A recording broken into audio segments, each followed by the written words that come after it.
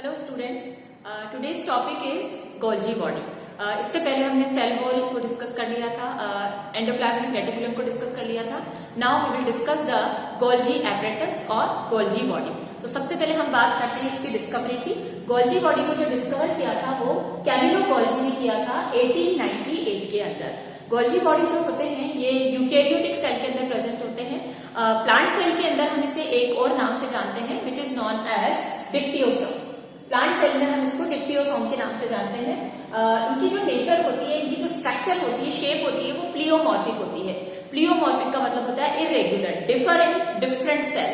हर cell के अंदर जब आप देखेंगे गोल्जी बॉडी को तो इनकी शेप स्ट्रक्चर के अंदर आपको चेंजेस मिलेंगे, इसलिए हम कहते हैं कि इसकी स्ट्रक्चर जो होती है वो प्लियोमॉर्फिक होती है। लेकिन बेसिक स्ट्रक्चर की अगर अपन बात करें कि गोल्जी बॉडी की बेसिक स्ट्रक्चर क्या होती है, तो इसके अंदर जो कंपोनेंट्स होते हैं basically they are 3 type of components are present. तो सबसे पहले हम बात करते हैं जो हमने ईआर के अंदर भी पढ़े थे, सिस्टर्नी। जो सिस्टर्नी होती है वो स्टैक के अंदर प्रेजेंट होती है, यानी ये ग्रुप्स के अंदर प्रेजेंट होती है, पैरेलल, एक दूसरे के पैरेलल होती है। ये unbranched, flat and disc shape की होती है। इनकी शेप जो होती है वो डिस्क लाइक होती है। ये पैरेलल अरेंज होती है। इनकी साइज की बात करें, डायमीटर में ये 0.5 से लेकर 1 माइक्रोमीटर तक डायमीटर होता है इनका। 4 से 8 के ग्रुप में ये यानी स्टैक के फॉर्म में प्रेजेंट होती है और ये फ्लैट होती है और हमेशा ग्रुप में ही आपको नजर आएगी। लेकिन इनकी जो सबसे स्पेशलिटी है, हम पहले उसकी बात करते हैं। इनके अंदर 2 फेसेस, जो फेस होते हैं इनके, ये 2 फेस होते हैं। एक तो साइड होती है इनकी कॉन्वेक्स और दूसरी होती है कॉनकेव। तो अगर हम बात करें तो देखिए यहाँ पर मैंने जो डायग्राम बना रखा है, तो इस डायग्राम को अगर हम देखें तो इसमें आपको जब ये डायग्राम देखेंगे तो आपको इस तरीके से डायग्राम ये स्टेक फॉर्म में मिलेगा। तो आप देख रहे हैं कि इसके अंदर जो ये वाली फेस जो होती है ये कॉन्वेक्स कहलाएगी और ये वाली फेस जो होती है इसे हम कॉनकेव बोलते हैं। तो जो कॉन्वेक्स फेस होती है इसका नाम सिस फेस है। इस वाली फेस को हम बोलते हैं सिस और इसको हम बोलते हैं ट्रांस। ठीक है, तो कॉन्वेक्स जो होता है वो सिस फेस के नाम से जाना जाता है। ये टुवर्ड्स द न्यूक्लियस, ये फेस जो होती है ये न्यूक्लियस की तरफ होती है। जो गोल्जी बॉडी होते हैं वो साइटोप्लाज्म में न्यूक्लियस के पास में प्रेजेंट होते हैं। न्यूक्लियस से अटैच होती है ईआर और ईआर के पास में गोल्जी बॉडी अरेंज होते हैं। तो जो न्यूक्लियस की तरफ की फेस होती है उसे हम सिस फेस बोलते हैं या फॉर्मिंग फेस के नाम से भी जानते हैं। इमैच्योरेशन फेस होती है ये। दूसरी फेस जो होती है वो कॉनकेव फेस होती है जिसे हम ट्रांस फेस बोलते हैं। ये मैच्योरेशन फेस होती है और ये सेल मेम्ब्रेन की तरफ होती है। अगर हम बात करें इस वाली फेस की तो ये सेल मेम्ब्रेन की तरफ होती है, ये न्यूक्लियस की तरफ होती है। ये दोनों ही फेसेस जो होती हैं ये डिफरेंट होती हैं लेकिन they are interconnected to each other. ये दोनों फेस एक दूसरे से जुड़े हुए होते हैं। तो ये स्ट्रक्चर है सिस्टर्नी की। इसके बाद हम बात करते हैं जो दूसरी स्ट्रक्चर है वो है ट्यूब्यूल्स। ट्यूब्यूल्स बिल्कुल एसोसिएटेड होती हैं, सिस्टर्नी के साथ ही जुड़ी होती हैं, लेकिन ये ब्रांच होती हैं एंड इरेगुलर शेप के अंदर प्रेजेंट होती हैं। और तीसरी स्ट्रक्चर की हम बात करते हैं, ये वेसिकल्स होती हैं जो स्फेरिकल स्ट्रक्चर होती हैं, बडिंग फ्रॉम ट्यूब्यूल्स। ट्यूब्यूल्स में देखिए आप, मैंने जो डायग्राम बना रखा है ये ट्यूब्यूल्स है। इन ट्यूब्यूल से ये बड की फॉर्म में निकलती हैं और बाद में इससे ये डिटेच हो जाती हैं। और इनका जो इनके अंदर सब्सटेंस होते हैं वो सीक्रेटरी सब्सटेंसेस इसके अंदर प्रेजेंट होते हैं। अभी मैं इसका फंक्शन बताऊंगी कि किस तरीके से ये तीनों पार्ट एक दूसरे से जुड़े हुए हैं और फंक्शन कैसे करते हैं। तो बेसिकली स्ट्रक्चर की बात हम यहाँ पे कर रहे हैं। तो 3 स्ट्रक्चर्स है, cisternae, tubules and vesicles, and they तीनों ही स्ट्रक्चर एक दूसरे से रिलेटेड होते हैं। यहाँ पर आपको मेन फोकस करना है सिस्टर्नी पर। इनकी दोनों फेसेस के बारे में आपको पता होना चाहिए कि कौन सी फेस मैच्योरेशन है। अब ये काम क्या करते हैं, इनके फंक्शन में हम इन फेसेस को भी पढ़ेंगे। जो गोल्जी बॉडी होते हैं इनके बहुत सारे फंक्शंस हैं। इससे पहले मैंने आपको एंडोमेम्ब्रेन सिस्टम बताया था और मैंने आपको इसमें 4 ऑर्गेनल्स बताए थे।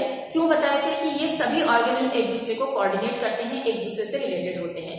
क्योंकि गोल्जी बॉडी का जो वर्क होता है वो ईआर से रिलेटेड है। ईआर जो है वो जो गोल्जी बॉडी से रिलेटेड है, गोल्जी बॉडी का फिर वर्क जो है वो लाइसोसोम से रिलेटेड है। तो कहीं ना कहीं ये सभी एक दूसरे से रिलेटेड होते हैं। तो अगर हम इनके मेन फंक्शन की बात करें तो इनका मेन फंक्शन होता है modification, transportation and packaging of substances. जितने भी सब्सटेंसेस जो ईआर के अंदर बनेंगे, ईआर में आप जानते हैं कि लिपिड का फॉर्मेशन होता है, प्रोटीन का फॉर्मेशन होता है, लेकिन वो पूरी तरह से मॉडिफाई नहीं होते, उनको मॉडिफाई होना होता है। तो वो मॉडिफिकेशन के लिए ट्रांसफर होकर ईआर से कहाँ आते हैं, गोल्जी बॉडी के अंदर आते हैं। तो अगर हम फर्स्ट फंक्शन की बात करें तो इसका फर्स्ट फंक्शन है packaging and secretion of the substances. This is the main function of Golgi body. Golgi body का ये मेन फंक्शन है कि ये पैकेजिंग का, मॉडिफिकेशन का और ट्रांसपोर्टेशन का काम करते हैं। तो यहाँ पर आप देखिए, जो मैं यहाँ पर आपको डायग्राम बता रही हूँ, तो इसमें हमने देखा कि जो ये वाला पार्ट होता है, जो सिस फेस होती है, वो किससे जुड़ी हुई होती है, वो ईआर से जुड़ी हुई होती है। तो ईआर से जितने भी सब्सटेंसेस बनते हैं लिपिड और प्रोटीन के फॉर्म में, वो सभी सब्सटेंसेस कहाँ आते हैं, सिस्टर्नी में, सिस फेस से, और पास होते हुए वो कहाँ चले जाते हैं, ट्रांस फेज के अंदर आ जाते हैं। ये मैच्योरेशन फेज है और इस फेज तक आते आते उनमें मॉडिफिकेशन हो जाते हैं, यानी वो ग्लाइकोप्रोटीन एंड ग्लाइकोलिपिड के फॉर्म में चेंज हो जाते हैं। ग्लाइकोप्रोटीन यानी इसके अंदर प्रोटीन और कार्बोहाइड्रेट दोनों प्रेजेंट होते हैं। इसमें ग्लाइकोलिपिड है तो ग्लाइकोलिपिड के अंदर लिपिड और ग्लाइकोजन यानी कार्बोहाइड्रेट प्रेजेंट होता है। तो सब्सटेंसेस बन के आते हैं कहाँ से, ईआर से। इसीलिए ईआर के पास में गोल्जी बॉडी मिलते हैं और वो सिस फेज से होते हुए ट्रांस फेज में आते हैं। और यहाँ पर आपको मैंने बताया था ट्यूब्यूल्स प्रेजेंट होते हैं और ट्यूब्यूल्स में वेसिकल्स होती हैं बड़ी की फॉर्म में। इन वेसिकल्स के अंदर वो सब्सटेंस मॉडिफाई होकर स्टोर हो जाते हैं। बाद में जब वो पूरी तरह से स्टोर हो जाते हैं, यहाँ से यानी इनकी पैकेजिंग हो जाती है। देखिए, आपने 3 चीजें देखी हैं। तो सबसे पहले हम इनकी बात कर रहे थे ट्रांसपोर्टेशन। तो ट्रांसपोर्टेशन का मतलब है ये ट्रांसफर करता है सब्सटेंसेस को ईआर से। इसके बाद इनमें मॉडिफिकेशन हुआ, चेंजेस हुए, ग्लाइकोप्रोटीन में चेंज हुए, और उसके बाद इनमें क्या होता है, पैकेजिंग, यानी वेसिकल्स के अंदर ये पैकेट के फॉर्म में स्टोर हो गए। वेसिकल्स डिटेच हो जाती हैं और सेल से बाहर उन सब्सटेंसेस को पहुंचाने का काम करती हैं। तो this is the main function of Golgi body कि ये पैकेजिंग, मॉडिफिकेशन एंड सब्सटेंसेस को ट्रांसपोर्ट करते हैं। क्योंकि सभी सब्सटेंसेस जो भी मैक्रोमोलिक्यूल्स होते हैं, जब उनको एक सेल से दूसरे सेल में ट्रांसफर होना होता है, वो गोल्जी बॉडी के थ्रू ही जाते हैं। इसीलिए उसी में से पास होना उनको जरूरी होता है। इसीलिए इसे ट्रैफिक कंट्रोल या मिडिल मैन ऑफ सेल के नाम से भी जानते हैं, क्योंकि सभी को इसी में से गुजरना होता है। तो अब हम और फंक्शन की बात करते हैं गोल्जी बॉडी के। गोल्जी बॉडी का जो दूसरा फंक्शन है, ये फॉर्मेशन ऑफ लाइसोसोम्स। ये लाइसोसोम को बनाने का फंक्शन करता है। मैंने अभी बताया कि एंडोमेम्ब्रेन सिस्टम है, सब रिलेटेड है, यानी गोल्जी बॉडी किसको बनाएगा, ये लाइसोसोम को फॉर्म करेगा। इसके अलावा synthesis of cell wall material. जब भी सेल वॉल का फॉर्मेशन होता है तो उसमें कई तरह के पॉलीसेकेराइड्स होते हैं। उन पॉलीसेकेराइड्स को बनाने का काम जो होता है गोल्जी बॉडी का, मॉडिफिकेशन का काम गोल्जी बॉडी का होता है, यानी ये सेल वॉल के फॉर्मेशन में भी रोल प्ले करेगा। नेक्स्ट आता है cell plate formation. Cell plate क्या होती है? सेल प्लेट कब बनती है? जब सेल डिवाइड होती है, यानी स्पेशली हम बात कर रहे हैं यहाँ पर प्लांट सेल की। प्लांट सेल में जब डिवीजन होता है तो उसमें एक सेल से जब दूसरी सेल बनती है तो उनके बीच में एक सेल प्लेट बनती है, और ये सेल प्लेट जो बनती है वो गोल्जी बॉडी और ईआर के दोनों के साथ में होने से बनती है। ये दोनों मिलकर इस सेल प्लेट को बनाते हैं, तभी जाके वो सेल डिवाइड होती है प्लेट के थ्रू।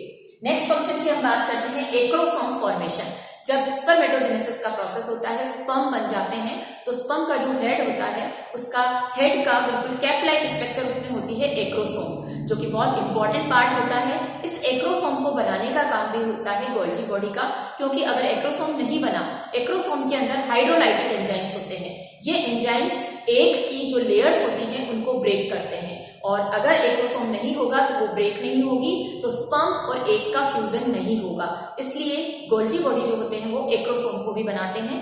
एंड एग के अंदर जो मेम्ब्रेन होती है, विटेलाइन मेम्ब्रेन, उस मेम्ब्रेन को बनाने का काम भी गोल्जी बॉडी का होता है। तो this is the main function of Golgi body. Structure मैंने आपको क्लियरली बता दी है। तो गोल्जी बॉडी जो है वो आपका मिडिल मैन होता है सेल का, और ये क्लोजली एसोसिएटेड होता है ईआर से, एंड ईआर एसोसिएट होती है न्यूक्लियस से। तो अब हम इसके बाद नेक्स्ट ऑर्गेनल जो आता है जिसको गोल्जी बॉडी ही बनाता है, वो है लाइसोसोम, जो कि हम नेक्स्ट वीडियो में स्टडी करेंगे।